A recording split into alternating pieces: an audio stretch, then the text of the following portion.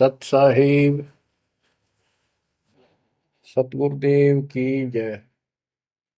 बंदी छोड़ कबीर साहिब जी की जय। बंदी छोड़ गरीबदास जी महाराज जी की जय। स्वामी राम देवानंद जी गुरु महाराज जी की जय हो।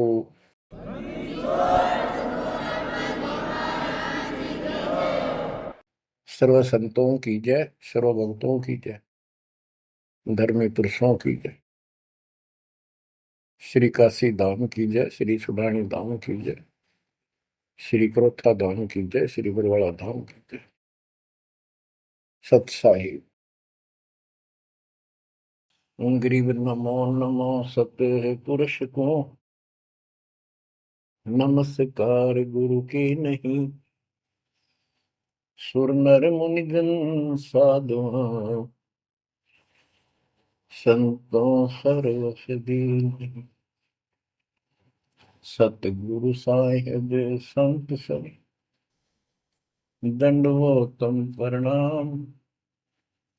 आगे पीछे मत हुए, किनको पूर्व।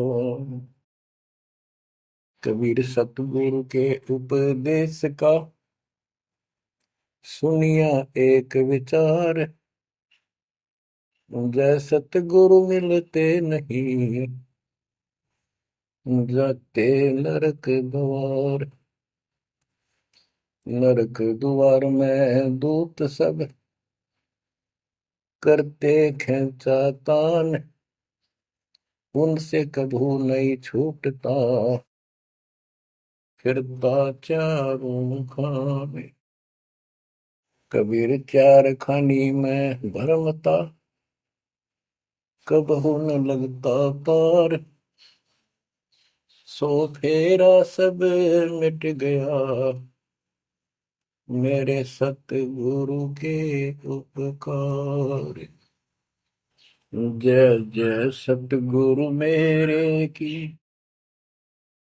जय जय सतगुरु मेरे की। सदा साहिबी सुख से वसियो, अमरपुरी के डेरे की।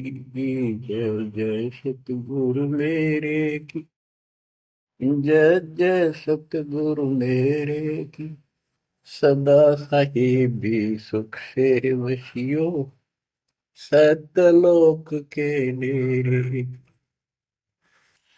बच्चों, उस सतलोक की याद आती है, और जिस कारण से ये वाणी याद आती है तो शुक्र मनाया जाता है। आत्मा शुक्र मनाती है कि तुम तो सुख से जीवो, हमने तो कर्म फोड़ लिए। हम तो अपने कर्म भोग रहे हैं, तुम लक्की थे, समझदार थे, इस दुष्ट के बातों में नहीं आए। निर्विकार निर्भय तू ही, और सकल वैमान। जी साधो और सकल वैमान। सब पर तेरी साहिबी, सब पर तेरी साहिबी। तुझ पर साहिब नाम, निर्विकार निर्भय। आप अमर कथा सुन रहे हो, सत्यनारायण कथा सुन रहे हो, और आप कहीं भी बैठे हो, दाता ने कैसी दया कर दी। चलते फिरते बैठकर परमात्मा का गुणगान सुनो। बच्चों, ये सत्संग जो है ये आध्यात्मिक पढ़ाई है, ये आध्यात्मिक शिक्षा है। इसको समझने के लिए भी काफी समय की आवश्यकता है। जैसे बच्चे स्कूल जाते हैं, यानी 15-16 वर्ष तक तो वो टोटली फ्री होते हैं। अपनी पढ़ाई करो, ट्यूशन लगवाओ, क्लास में पढ़ो। तो ऐसे करते करते वो विद्वान बन जाते हैं, डॉक्टर बन जाते हैं, इंजीनियर बन जाते हैं, और बड़ी बड़ी शिक्षाएं प्राप्त कर लेते हैं। इसी प्रकार आपको ये आध्यात्मिक लेक्चर अटेंड करते रहना चाहिए। संसारिक काम भी करो, शिक्षा ग्रहण भी करो, लेकिन ये शिक्षा साथ जरूर ग्रहण करो। इसके बिना सब व्यर्थ है। वो तो सिर्फ पेट के लिए, रोजी रोटी के लिए जो भी कर्म हम करते हैं सब रोजी रोजगार के लिए होता है, और वो रोजगार हम करते करते नुकसान हो जाता है। सब कुछ करते करते हानि हो जाती है, कोई लाभ नहीं मिलता। इधर कमाते हैं, उधर रोग हो जाता है, यहाँ से कमाया उधर खत्म हो गया। तो परमात्मा के चरणों में आने के बाद, इसकी शरण में आ जाने के बाद, तो ये इस तरह के कष्टों को कम कर देगा। परमात्मा की महिमा भी ना सुने, भक्ति ना करें और काम में ज्यादा ध्यान दें, कभी नुकसान ना हो जाए।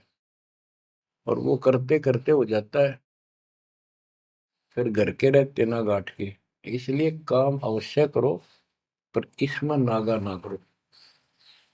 परमात्मा की महिमा अवश्य सुनो और भक्ति डेली करो, सुबह दोपहर शाम के परमात्मा की स्तुति। आजकल तो अनपढ़ भी कर सकते हैं, मोबाइल घर घर है, उसमें लगाओ आरती, सुबह दोपहर शाम की, आराम से सुनो। काम भी करते रहो, खाना बना रहे हो आरती चल रही है, बहुत बढ़िया, ध्यान आरती में रहेगा। जैसे ड्राइवर गाड़ी चलाते हैं, ड्राइविंग तो बहुत सावधानी का काम होता है, लेकिन उसमें बातें करते रहते हैं, वो चलाता भी रहता है। इसी प्रकार इस समय का ऐसे सदुपयोग करो, श्रवण भी करो, गाड़ी भी चलाओ, तो आरती भी लगा लो, उसके अंदर चलते रहो, सुनते रहो। तो परमात्मा ने आपके ऊपर रजा करने में कसर नहीं छोड़ रखी।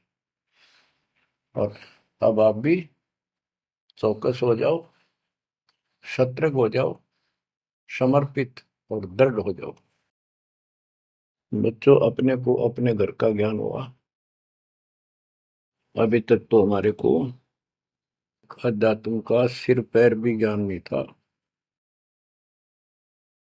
और जब तक बच्चों हमें विश्वास नहीं होता कि परमात्मा कौन है, इसका प्रमाण कहाँ है, कहाँ प्रूफ है, और हमारी आत्मा इस बात को नहीं स्वीकार कर लेती क्या सचमुच यही सत्य है, तब तक हम भक्ति भी करते रहते हैं और आत्मा अस्थिर रहती है, मन अस्थिर रहता है। कोई भी कोई साधना बताता है, हम उसी को करने के लिए तत्पर हो जाते हैं।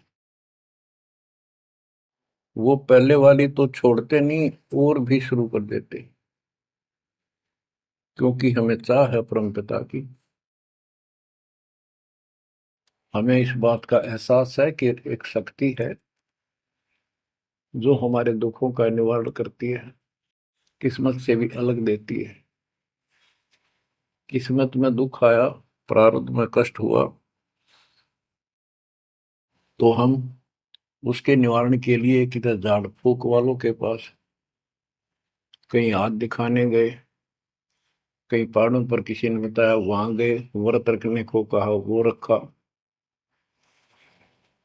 हमने हर तरह से कोशिश की कि कोई सुख प्राप्त हो, ज्यादा धन प्राप्त हो, लेकिन ऐसा कुछ नहीं हुआ।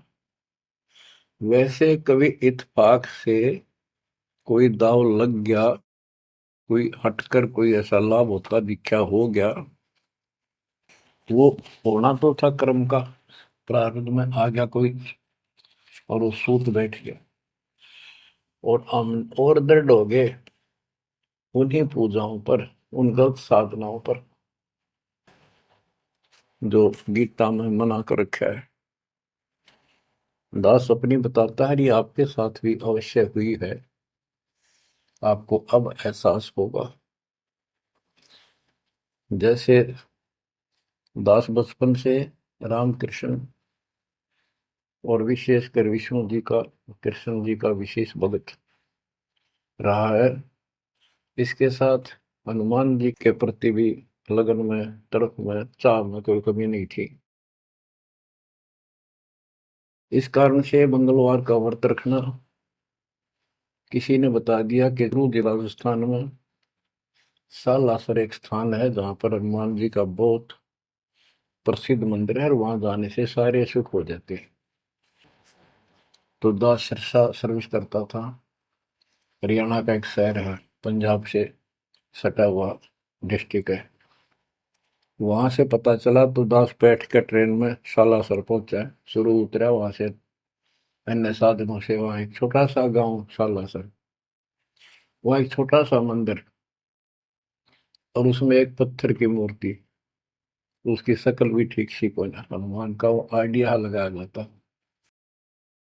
उस समय यह सन 1978 की बात है। ऐसा कोई वहां पर ज्यादा भीड़ नहीं होती थी। हम सुबह आराम से दर्शन कर लेते थे। हद से हद 500-400 आदमी जाते थे। फिर देखते देखते 10 साल में वहां पर टेढ़ी मेढ़ी लाइन बनने लगी। यानी 4-4 घंटे में नंबर आने लग गया। और उस दौरान जैसे भी कोई राहत मिली, जैसे सर्विस लगी, पढ़ते थे, पास होते चले गए, हनुमान जी और श्री कृष्ण की जय जयकार। और जैसे हम पढ़ते थे, पास होते चले गए। तो ये श्रेय अपने इन इष्ट देवों को मानते थे जो एक से अनेक थे।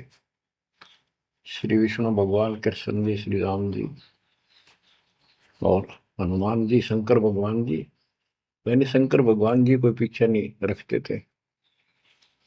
और ये बता रखा था अगर माँ की भक्ति नहीं करनी, इसको विशेष ध्यान नहीं देते थे इसके ऊपर। फिर भी पास हुए, सर्विस लगी, पुत्र प्राप्त हुआ। फिर पुत्री संतान होती चली गई। और इतनी खुशी हुई कि सारा कुछ हनुमान जी ने, श्री कृष्ण जी ने, विष्णु जी ने कर दिया। और ये देख रहा है दास के जो कबीर नास्तिक है उनके भी ये सुख हो रहे थे। तो बात ये है, अब पता चला कि ये साधना वो सुख देने की थी नहीं जो हम इनके सिर कर रहे थे। यकीन से होगा इनको श्रेय दे रहे थे। तो बच्चों, कबीर पीछे लग गया जाऊं था मैं लोक वेद के साथ, मार्ग में सतगुरु मिले, दीपक ले दिया हाथ। इस भक्ति के सफर में हम लोक वेद के आधार से इधर उधर भटक रहे थे, सही मार्ग मिला नहीं था और कभी भी मंजिल प्राप्त नहीं कर सकते थे। ठीक है, हमारी तड़प थी तो भगवान भी मिले। जैसे वेदों में प्रमाण है,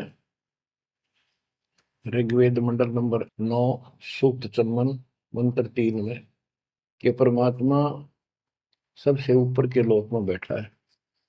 फिर ऋग्वेद मंडल नंबर 9, सूक्त 82, 1, 2, 3 में, ऋग्वेद मंडल नंबर 9, सूक्त 86 के 26-27 में। तो ये बताते हैं कि परमात्मा अच्छी आत्माओं को मिलता है, वहां से गति करके नीचे आता है, उनके संकट दूर करता है, उनको सच्ची राह दिखाता है अपने मुख कमल से। ऋग्वेद मंडल नंबर 9, सूक्त 96 के 16 से 20 तक, ऋग्वेद मंडल नंबर 9, सूक्त 94 का मंत्र 2, 95 का मंत्र नंबर 1। इन सब में मिलाकर एक निष्कर्ष निकलता है कि परमात्मा ऊपर से गति करके आते हैं और यहाँ अच्छी आत्माओं को मिलते हैं। एक कविता, काव्यों यानी लोकोक्तियों, शब्दों, वाणियों, साखियों के माध्यम से अध्यात्म ज्ञान अपने मुख कमल से बोलकर सुनाते हैं। और वो एक कवि की तरह आचरण करते हुए वर्जम घूमते फिरते और अपने मुख कमल से वाणी बोल करके भक्ति की प्रेरणा करते हैं और गुप्त भक्ति के, परमात्मा की साधना के गुप्त मंत्रों को आविष्कार करते हैं, मंत्रों का आविष्कार करते हैं। जैसे गरीबदास जी ने बताया है, कबीर साहब बताते हैं, गरीब सोहम शब्द हम जग में लाए, सार शब्द हमने गुप्त छिपाए। यानी सोहम शब्द किसी भी ग्रंथ शास्त्र में, जिनको हम शास्त्र मानते रहे हैं 600 साल पहले पहले, उनमें नहीं है। और सोहम नाम का प्रचलन बहुत पहले से चल रहा है, पर इन किताबों में नहीं था। क्योंकि कबीर साहब कहते हैं, हम बैरागी ब्रह्म पद सन्यासी महादेव, सो हम मंत्र जय शिव जी को करे हमारी से। उनको ज्ञान समझा सबको। ज्ञान इतना गजब का है, एक बार आत्मा जरूर पकड़ लेती है और नाम की भी इच्छा करती है, तो उस समय जब परमात्मा अपने ज्ञान सुना रहे होते हैं, काल निकल जाता है उस आत्मा से, और आत्मा ध्यान से सुनती है, सत्य मान लेती है। तो इन्होंने ब्रह्मा जी ने, विष्णु जी ने, शिव जी ने सबने नाम दे दिए। इनमें सॉफ्टवेयर लगा दिया परमात्मा ने। विष्णु जी में हरियम का, शिव जी में सोम का, ब्रह्मा में ओम का, और वही आज हमारे को लगा दिया। अब हम अपना काम इनसे डायरेक्ट ले रहे हैं। तो कहने का भाव ये है कि जिस समय परमात्मा अपना ज्ञान सुनाते हैं, काल भाग जाता है। परमात्मा के वहां से आते ही काल प्रवेश कर जाता है, उनकी बुद्धि को फेर देता है। इसी कारण से दोबारा इन्होंने परमात्मा की वाणी सुनी नहीं, विचार नहीं सुना, और ये धोखा खा गई। हमने भी बहुत बार धोखा खा लिया, सैकड़ों बार हम ये कष्ट उठा चुके और ये धोखा खा चुके हैं। अपने भगवान को छोड़कर इन बकवादा में बड़े रहे। मानुष जन्म पाएकर खोवे, सतगुरु विमुखा युग युग रोए। बच्चों, गिरीश सतगुर संगत छोड़कर लाख वर्ष जप कीन, इंद्रिय क्रम ना मोक्ष होए, अरे काल के आदि। जैसे आपको बार बार समझाया जाता है कि सतगुरु से विमुख होने के बाद हम आज से 600 वर्ष पहले परमात्मा से विमुख हुए थे। उसके बाद हम पता नहीं किन किन धर्मों में जन्मे, कभी भक्ति की कभी ना की। भक्ति करते थे और भक्ति ही नहीं थी, लेकिन मालिक फिर भी हमें उन प्रत्येक मानव शरीर में मिले हैं और सच्ची राह दिखाई है। हमने कुछ दिन की साधना अवश्य की है, फिर छोड़ दी, और जिसके कारण परमात्मा हमें चार्ज कर गए। उस चार्जिंग के कारण आज तक आपके हृदय में मालिक की चाह और भक्ति की तरफ बनी हुई थी, और मनुष्य जीवन मिलते रहे। क्योंकि हम 600 साल पहले गुरुद्रोही नहीं हुए थे, सतगुरु विमुख हो गए थे। सतगुरु विमुखा युग युग रोवे, मानुष जन्म पाकर खोए। एक उदाहरण देता हूं। एक राबी नाम की लड़की, जिसको राबिया भी कहा, मुसलमान धर्म में जन्मी। वह पिछले सतयुग से मालिक के उनके साथ लगे थे, अपनी बेटी को, अपनी आत्मा के। गरीबदास जी ने बताया है कि कबीर साहब बताते हैं, दो दिन मेरी शरण है। यानी एक बार किसी युग में चाहे वो 10 दिन भी नाम ले ले, फिर छोड़ दिया वो, मालिक उसको अपने खाते में खींचता है। और फिर उसको धीरे धीरे धीरे धीरे, देखो अपने पिता को, देखो हमारे लिए कितना कष्ट उठा रहे हैं। उसको धीरे धीरे चार्ज करते रहते हैं, चार्ज करते रहते हैं, भक्ति की तरफ जन्म जन्मांतर बढ़ाते रहते हैं। उसी कर्म अनुसार, उसी क्रिया में वो लड़की आत्मा रैबी बनी हुई थी। एक लड़की मुसलमान घर में जन्म था, 12-13 साल की बेटी थी, भेड़ बकरियां चरा रही थी। और वो सारी सृष्टि के रचनहार हमारे पिता अपनी बेटी के लिए उस जंगल में पहुंच गए, घास फूस पर बैठ के जाकर बेटी के पास मुसलमान धर्म जिंदा का रूप बनाया। हमारे अंदर एक धर्म कर्म की ये भी एक समस्या है कि हम अपने धर्म वालों को महत्व देते हैं, दूसरों से नफरत करते हैं। ये काल की चाल है। इसलिए दाता सौ सब क्षेत्र में करूं अपने जन के काज, हिरण्यकशिपु जो मार दूं नरसिंह के साथ। अब्राहिम सुल्तान दम के बंदी बन के चले गए, एक नौकरानी बन के चले गए। क्या पड़ा था उनको?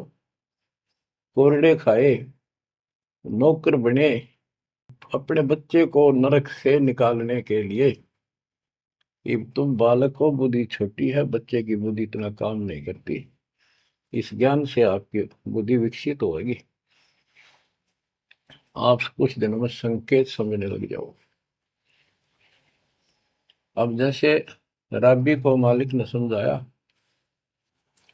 तो बच्चों, परमात्मा अपनी उस बेटी, उस आत्मा के, राबिया के पास जाकर बैठ के जंगल में गर्मी सर्दी घास फूस के ऊपर बैठ के और उसको समझाने लगे, बेटी भक्ति किया करो। तो बच्ची थी, जैसे उस धर्म के अंदर जन्मी थी, उसमें जो साधना बताते थे उसको कहती थी हम करते हैं, ऐसे करते हैं, नमाज करते हैं, ईद बकरीद मनाते हैं। तो परमात्मा ने उनको काफी समझा, कई दिन लगातार जाते रहे, फिर चले जाते, फिर आ जाते। अंत में लड़की ने स्वीकार कर लिया, भगवान मुझे वो सच्चा राह बता दो जिससे मोक्ष मिले।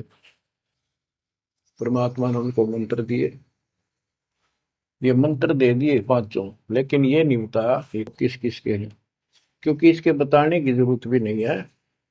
या तो चाबी है, किसी भी खजाने की है या कोई और सामान वाले की है, उस ताले के लाओ, खुल जाएगा और उसमें जो सामान है आपको मिल जाएगा। फिर भी याद होना आवश्यक है कि ये इसमें यूं सामान है, इसमें ये सामान है।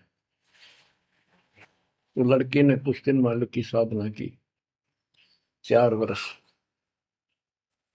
उसके बाद समाज के दबाव में शानी होगी, उसने यहाँ तक फैसला कर लिया कि ये तो संस्कार बढ़ते चले जाते हैं, शादी ही नहीं कराऊंगी, विवाह नहीं कराऊंगी। उसने निकाह करने से मना कर दिया। माँ बाप ने कोशिश की, लड़की जवान होगी, लेकिन बिल्कुल स्पष्ट शब्दों में कह दिया, मैं विवाह नहीं करूंगी, मैं अल्लाह खुदा को प्राप्त करूंगी। माँ बाप परेशान हो गए कि बच्ची है, इसने तो जिद लगा ली, और इसका जीवन कैसे पार होगा, कैसे पास होगा, तो हो ही नहीं सकता। बच्चों ने कहा, बेटी या तो निकाह कर लेना, हम दोनों मरेंगे। लड़की ने सोचा, चल माता पिता की हत्या का क्यों सिर पर दोष लूं, आगे अपने पति से बात कर रहे हैं। निकाह हो गया। मुसलमानों के अंदर लड़की से अपनी राय पूछी जाती है विवाह के समय कि क्या आपको ये विवाह मंजूर है, निकाह कबूल है। लड़की यस कर देती है तो विवाह होता है, न तो नहीं होता। ये स्वतंत्रता बेटी को है। उसने यस कर दी, विवाह होगा। उनका पति बहुत बड़ा अधिकारी था, अफसर था, साहब था। मुसलमानों में एक से अधिक विवाह भी हो जाते हैं, सामान्य बात है। तो उसने यही विचार किया था कि तो शादी और कर लेगा, वहां दबाव बनाऊंगी, ना तो मर जाऊंगी और क्या इलाज है। तो उसने अपने पति से अपना उद्देश्य बता दिया, मैं भक्ति करना चाहती हूँ, मेरी कतई तमन्ना नहीं है कोई शादी और बच्चे पैदा करने की। यदि आप मेरे साथ जबरदस्ती करोगे तो मैं सुसाइड करूंगी। उनका पति भगवान से डरने वाला मुसलमान था, वास्तव मुसलमान था। उसने कहा, राबिया आपने निकाह कबूल क्यों किया, ये बता।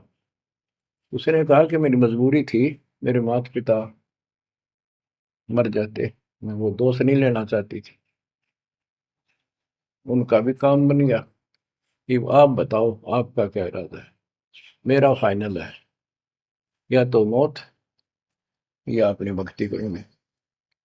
इतना दृढ़ विश्वास देखकर उसने कहा कि राबिया कोई बात नहीं, आप भक्ति करो, मैं अल्लाह के मार्ग में बात नहीं बन सकता, मैं भी भगवान से डरने वाला हूँ। लेकिन जैसे आपकी लोक लाज के कारण आपके पिता की समस्या प्रबल थी, इसी प्रकार समाज हमारा भी है, लोक लाज हमें भी है।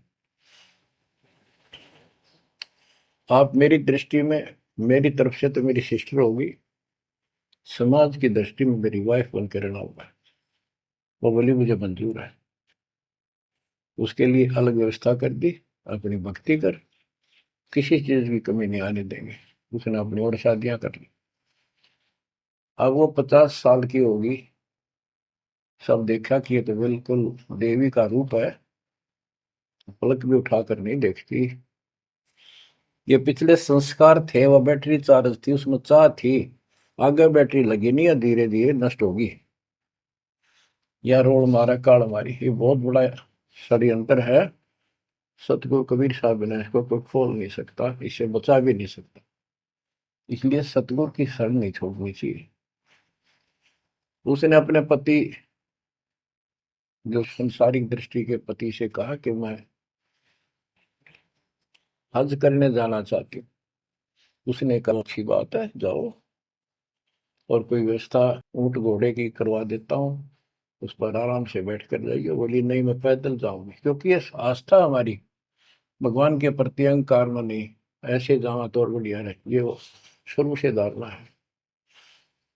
उस समय साधन भी नहीं होते थे, ऊंट घोड़े होते थे, रेगिस्तान में ऊंट ही चलते थे। वो बोली नहीं, मैं पैदल जाऊंगी। राबिया पैदल जा रही थी, रास्ते में कुआं था, उसको बाल्टी और रस्सा नहीं था। एक कुतिया वहां पर बहुत बुरी तरह रो रही थी, कभी कुएं की तरफ जा रही थी, राबिया के चरणों की तरफ आ रही थी। वो समझ गई कि प्यासी है, और साथ में बच्चा है, मरेगी की, बच्चे भी मरेंगे। आओ देखा ना ताओ देखा, दया बिना दरवेश कसाई। वो दरवेश थी, संत थी, दयालु थी, असली मुसलमान थी। उसने अपने बाल पाड़े सिर के, रस्सी बनाई लंबी, वो 100 फुट नीचे पानी होता था, और फिर अपने कपड़े निकाल कर शरीर के, उसके बांध कर नीचे भिगो कर बाहर टपकाए। निचौड़े एक मटके के टूटे हुए पात्र में कुतिया ने जी भर का पानी पिया, और लड़की ने अपने जो सिर के बाल पाड़े, थोड़ा बहुत खून निकला था, रक्त, ब्लड को साफ किया, कपड़े पहन लिए, मक्का के लिए चलने लगी। वो मंदिर उठ के मक्का कुएं के साथ आकर खड़ा हो गया। लड़की ने तो जाना ही मक्का में था, एकदम प्रवेश कर गई। उधर इब्राहिम सुल्तान अदम की पहले बॉडी में वो आत्मा गई हुई थी, क्योंकि परमात्मा उनको भी प्रेरित करते हुए आ रहे थे। जो इब्राहिम सुल्तान अदम बाद में सम्मान बना, तो जिनको ये ज्ञान हो जाता था, वो अपने धार्मिक मेलों में जरूर जाते थे औरों को समझाने के लिए। तो इब्राहिम सुल्तान अदम गाड़ी आत्मा वहां गई हुई थी, लोगों में चर्चा हुई, भी मक्का गया कहाँ, हद होगी, मंदिर ही नहीं है यहाँ पर। तब इब्राहिम सुल्तान अदम कहता है, गरीबदास जी बताते हैं, सुल्तान अदम मक्के गया, मक्का नहीं मकान, गया रांड के लेन को यूं कह अदम सुल्तान। लोग बोले रे क्या बोल रहा था, फिर इतने में वो मक्का वापस आ जाता है, और उसमें से राबिया निकली। राबिया देखी, लोग भाग कर प्रवेश किया, देखा तो एक राबिया ने, एक लड़की, उसने अपना परिचय दिया। पूरे मुसलमान समाज में ये बात फैल गई, चर्चा का विषय बना कि भक्ति हो तो राबी जैसी, भक्ति हो तो राबी जैसी, जिसके लिए मक्का उड़कर चला गया जहाज के समान, एयरप्लेन के समान। तो वह हज के लिए गए हुए व्यक्ति इब्राहिम सुल्तान से बोले, अरे भले आदमी, तो एक देवी को क्या कह रहा था, गया रांड के लेने को, नु कह तुम सुल्तान, एक नकमी आत्मा को जो मक्का लेने गया है। तेरा तो भाई दिमाग खराब हो गया, इसी देवी के बारे में ऐसे शब्द बोले, तुझे पाप लगेगा, दोजख में जाएगा। तब उसने उनको बताया, ये कभी आत्मा इसके लिए आए थे, इसको वहां मिले थे ऐसे ऐसे, और इसने वो सत भक्ति छोड़ दी, क्योंकि परमात्मा साधु रूप में कहीं प्रकट हो जाते हैं, ये उनका एक नियम है, अच्छी आत्माओं को मिलते रहते हैं। तो उस इब्राहिम सुल्तान वाली आत्मा को बताया था कि ऐसे एक राबी नाम की बेटी है, उसको भी मैंने ज्ञान दिया, पर नालायक ने वह भक्ति छोड़ दी दुख पाव में। तो उसने बताया कि इसको सत भक्ति मिली थी, डरे डोना ही है यार, उस पिछली साधना के कारण ये सब कुछ हो रहा है। परंतु उन लोगों के अबन में कहाँ समाने वाली थी अब बात, दो अक्षरों में। उस जीवन को पूरा करके वो लड़की, वो आत्मा अगले जन्म में एक बांसुरी नाम की लड़की बनी, जन्म हुआ।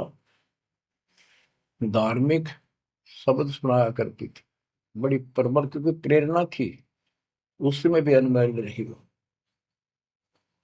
और यहां तक विचार कर लिया कि ये सुना है मक्के में जो मरता है वो सीधा जन्नत में जाता है, स्वर्ग में।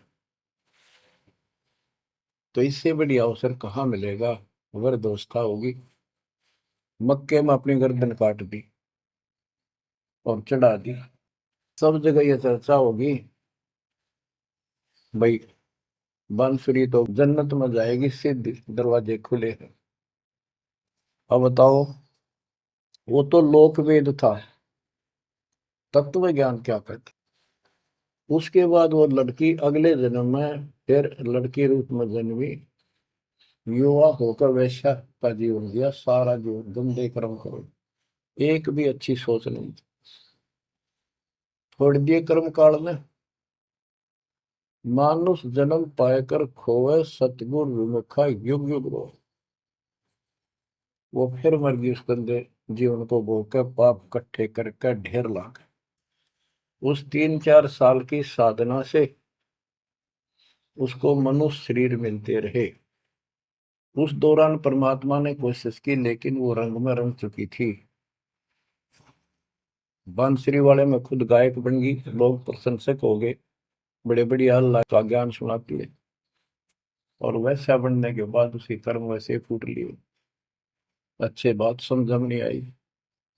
वो फिर मृत्यु को प्राप्त हुई, वैसा का जीवन, गणका का जीवन भोग कर फिर वो शेख तकी नाम के एक धार्मिक मुसलमान पीर के घर जन्म लिया बेटी के रूप। 11 वर्ष की, 12 वर्ष की आयु पूरी करके वो मर गई, समय संस्कार पूरा हुआ। परमात्मा कहते हैं, सो चल छिदर मैं करूं अपने जन के काज, उस आत्मा को फिर अपने चरणों में लेना था, अपनी प्यारी आत्मा। जो जन मेरी शरण है ताका हूं मैं दास, केल के लाग्या करूं जब लग धरती आकाश। तो कारण बनाया, शेख तकी के मन में ये धारणा पैदा की कि राजा सिकंदर लोदी से, जो उसका धार्मिक पीर था शेख तकी, उसने कहा कि आप कहते हो इसने, कबीर ने रामानंद जी को जीवित कर दिया, गर्दन काट दी थी आपने, और आपका जलन का रोग ठीक कर दिया, कमाल जिंदा कर दिया। वो तो वैसे उसमें सदमे में था, वो ऐसे वैसे हो जाता, इत्तेफाक उसको जीवित होना था, इसका कबीर का नाम बन गया।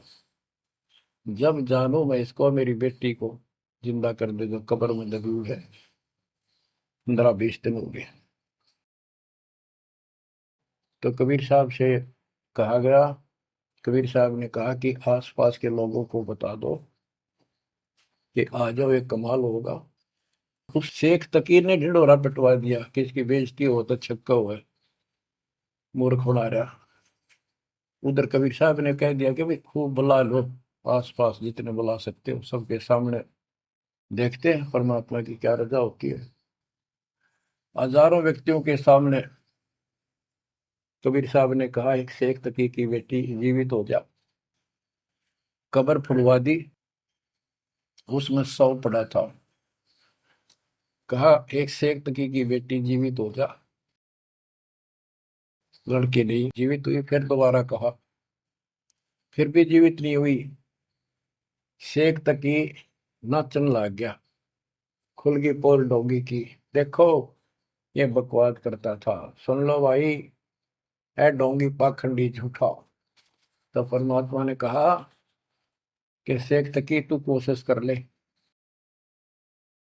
तो और दूसरे बोले, जी ये कुछ करने जोगा होता था, अपनी बेटी ने कौन मिट्टी में दाबा है, आप पर दया करो। तब कहा है कबीर की बेटी, जीवित हो और बाहर आ बेटा। इतना ही कहना था। सारा शरीर में कंपन हुई, डेड बॉडी जीवित होगी और उठ के बेटी बाहर आ गई। मालिक के चरणों में मस्तक टेका। 1.5 घंटा तक अपनी पिछली गलतियां और कबीर भगवान की समर्थता सबके सामने बताई और कहा कि ऐसे ऐसे मुझे ये भगवान मिले थे अल्लाह। ये खुद अल्लाह अकबर हैं, पूरी सृष्टि के रचने वाले, सबके दुख दूर करने वाले। मेरे कर्म फूट गए, मैं इनको छोड़कर ऐसे ऐसे गंदे जीवन जी के मैं आज फिर इनकी कृपा हुई, मैं कोई मनुष्य जीवन शेष नहीं था।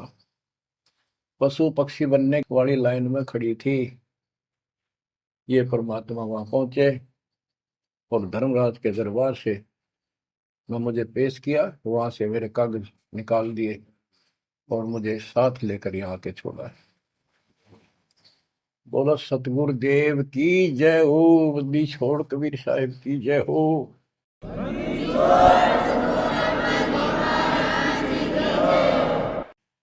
तो उसने कहा बेटी जा अपने पिता के साथ। कबीर साहब ने कहा शेख तकी के साथ। वह बेटी बोली मुझे अपना पिता मिल गया, अपना मालिक मिल गया। इस कर मेरा संस्कार इतना ही था। आप मेरे पिता हो, सारी सृष्टि के मालिक हो, मैं तो आपके साथ रहूं। अपने गुरु के मैं संग संग होली, अपने गुरु के मैं संग संग होली। सखेरे मोहे नेकन आई लाज, आज मोहे गुरु दर से दिखाए। बच्चों यह बात तो बनेगी ऐसे ही। पानी कहते, देसी कहावत है, पानी तो झील में नीचे के स्थान पर आके ही टिकेगा। वैसे पलट में कितना ऊंचा चढ़ जाए लेकिन टिकेगा वहीं आके। मन का तूफान बकवादों का, कहीं धक्के खा लो, आके बात बनेगी सतगुरु शरण। तो कहते हैं गरीबदास जी का है, गिरिव सतगुरु संगत छोड़कर लाख वर्ष जब की, इंद्रिय कर्म ना मोक्ष हो, रहे काल के आखी। सतगुरु पूर्ण संत की संगत छोड़कर चाहे लाख वर्ष तक ये जप करते रहियो, चाहे ये जाप करते रहना, इसका कोई यूज नहीं होगा, क्योंकि कनेक्शन कट चुका होगा, मर्यादा भंग होगी। गुरु बिन माला फेरते, गुरु बिन देते दान, गुरु बिन दोनों निष्फल है, वो व्यर्थ जाएंगे। बच्चों परमात्मा हमारे लिए भटक रहे हैं, इन पिछली गलतियों से सबक लो, इनको फिर से ना दोहराना। जैसे आपको बताया है कि कबीर भगवान है, ये सारी सृष्टि के रचने वाले हैं, ये हमारे पिता, हमारे जनक है, हमारे कष्टों को दूर करने वाले संकट मोचन यही है। लेकिन हम इनको छोड़कर अन्य उपासना करते रहे हैं। जैसे गीता अध्याय 16 श्लोक 23 और 24 में स्पष्ट कर दिया है कि शास्त्र विधि को त्याग कर जो अपनी मर्जी से, इच्छा से मनमाना आचरण करते, मनमानी साधनाएं करते हैं जो शास्त्रों में प्रमाणित नहीं है, उनको न तो कोई सुख हो, न कोई सिद्धि प्राप्त हो, कार्य सिद्ध हो जिससे, और न उनकी गति यानी मोक्ष हो।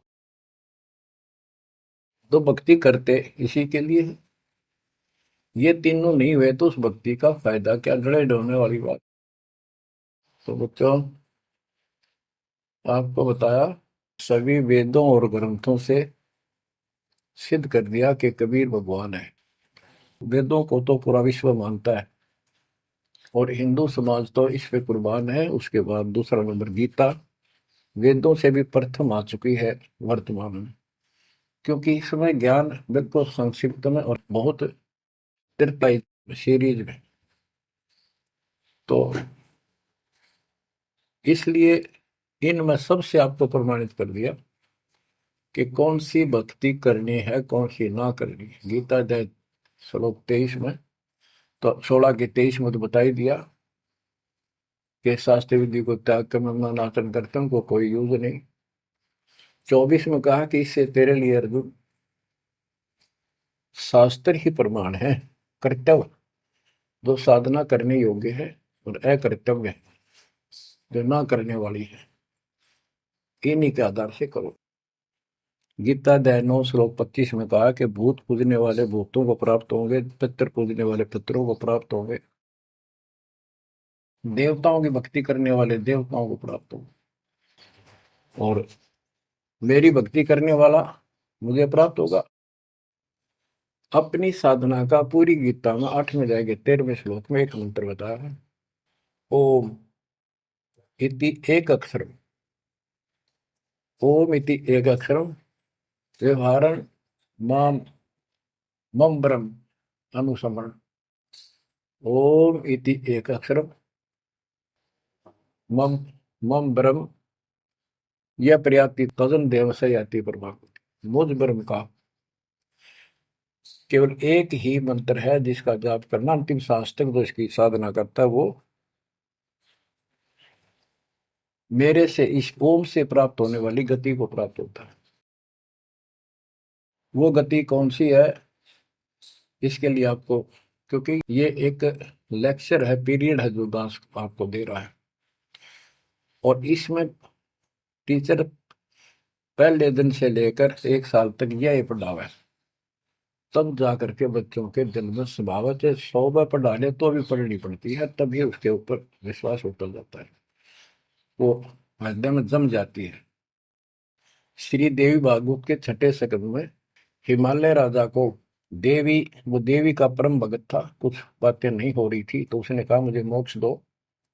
धन तो बहुत दे दिया आपने, तो उसने कहा मोक्ष, ये झूठ बोले ने ज्ञान तो है नहीं, और उस भक्ति का ज्ञान इनको, क्योंकि उन्हें वो खत्म कर दिया जो मूल ज्ञान था, सूक्ष्म वेद का वो पार्ट हिस्सा। तो इसने कहा कि ओम का जाप कर। राजा हिमालय से श्री देवी ने कहा, दुर्गा ने, ओम का जाप कर और सब बात छोड़ दे, वो ब्रह्म दिव्य आकाश रूपी ब्रह्म लोक में रहता, उस ब्रह्म को प्राप्त हो जाओगे, तुम्हारा कल्याण हो। गीता अध्याय 8 श्लोक 16 में बताया है कि ब्रह्म लोक में गए वे भी सब पुनरावृत्ति में है। गीता चारों वेदों का सारांश है, ये वेद है, जितना इसमें वेदों वाला ज्ञान है वो सत्य है, कुछ काल ने अपना मिलावटी किया है, वो अलग दिखाई देता है, वो केवल युद्ध कराने के लिए अटकलबाजी इसने की है, और बीच में अपना तड़का भी लगाया है, वो साफ निर्णय हो गया, क्योंकि सूक्ष्म वेद सब कुछ है, उससे सभी छट गया अलग अलग से, ये गलत है ये ठीक है। तो ब्रह्म लोक में गए वे भी पुनरावृत्ति में पुनर्जन्म होता है। गीता अध्याय 4 श्लोक 5 में इसने स्पष्ट कर दिया, अर्जुन तेरे मेरे बहुत जन्म हो चुके हैं, तू नहीं जानता नहीं है। गीता अध्याय 2 श्लोक 12 में यही 10 के 2 में बताया कि मेरी उत्पत्ति तो हुई है, लेकिन ये ऋषि देवता नहीं जानते, क्योंकि ये मेरे से उत्पन्न हुए। फिर उस ज्ञान को, जैसे जहां से शुरुआत हुई थी कि परमात्मा सतलोक से सबसे ऊपर के लोक में रहता, वहां से चलकर गति करके आता है, अपना सच्चा ज्ञातम ज्ञान खुद बोलकर बताता है। गीता अध्याय 4 श्लोक 32 में, ये कोड वर्डों में है गीता ज्यादातर, उसमें बताया कि जो ज्ञान ब्रह्मणे मुखे सचिदानंद घन ब्रह्म ने अपने मुख कमल से बोली वाणी में बोला है, उस वाणी में विस्तार के साथ लिखा है, उससे ये पूर्ण मोक्ष होगा, फिर कभी जन्म मरण नहीं होता। उसके बारे में चौथे अध्याय के 34वें श्लोक में कहा है कि उस ज्ञान को तत्वदर्शी संतों के पास जाकर समझ, उनको दंडवत प्रणाम करने से, कपट छोड़कर उनकी सेवा करने से वो तत्वदर्शी संत जे तत्व ज्ञान का उपदेश करेंगे।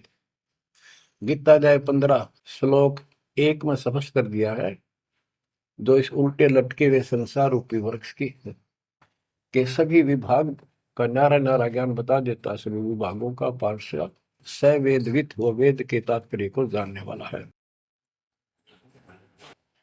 गीता अध्याय 15 श्लोक 4 में कहा है कि उस तत्व ज्ञान के प्राप्त होने के पश्चात उस तत्व ज्ञान रूपी शस्त्र से इस अज्ञान को काट कर, यानी तत्व ज्ञान को ठीक से समझकर उसके पश्चात परमेश्वर के उस परम पद की खोज करनी चाहिए, जहां जाने के बाद साधक फिर लौटकर संसार में कभी नहीं आते।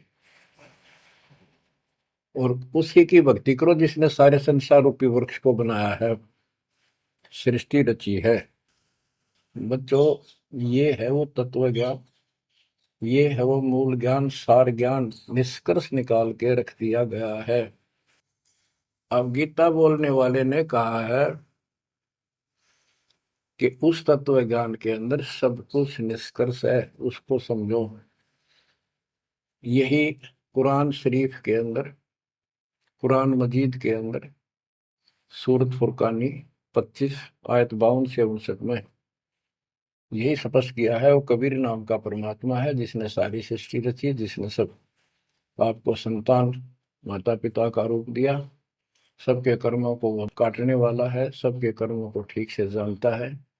6 दिन में सृष्टि रच के जो 7वें दिन तक पर जा विराजा, उसकी खबर किसी बाखबर से पूछो।